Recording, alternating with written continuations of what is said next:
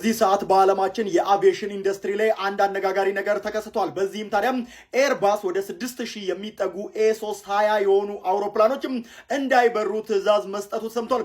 በዚህም ታዲያ የሶፍትዌር አፕዴት ስለሚያስፈልጋቸው ከቀጣይ በረራቸው ጀምሮ እንዳይበሩ የሚል ትዕዛዝ ማስተላለፉን ተከትሎ በበረራ ላይ የነበሩ አውሮፕላኖችም ለማረፍ ተገደዋል። እንዲሁም ደግሞ ቀጣይ በረራ ዝግጅት እያደረጉ የነበሩ ኤ320 አውሮፕላኖችም እንዳይበሩ መደረጋቸው ተሰምቷል። በዚህም ታዲያ በዓለም ዙሪያ ላይ በርካታ ተሳፋሪዎችና ተጓዦችም ችግር ውስጥ እንደገቡ ተነግሯል። ነገር የተከሰተው ታዲያ የኤርባስ አውሮፕላኖችም ሶፍትዌራቸውን አፕዴት ካላደረጉ በፀሐይ ማለትም በጨረር ወቅትም ችግር ሊያጋጥማቸው ይችላል ተብሎ በመታሰቡ ነው።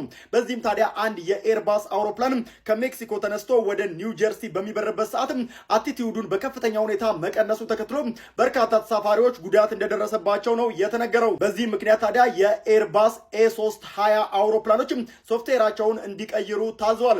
እንደሚታወቀው የኢትዮጵያ አየር መንገድ ወደ 23 የሚጠጉ የኤርባስ አውሮፕላኖች ያሉት ሲሆን ኤ320 ግን እስካሁን ድረስ ይኑረው አይኑረው አልታወቀም።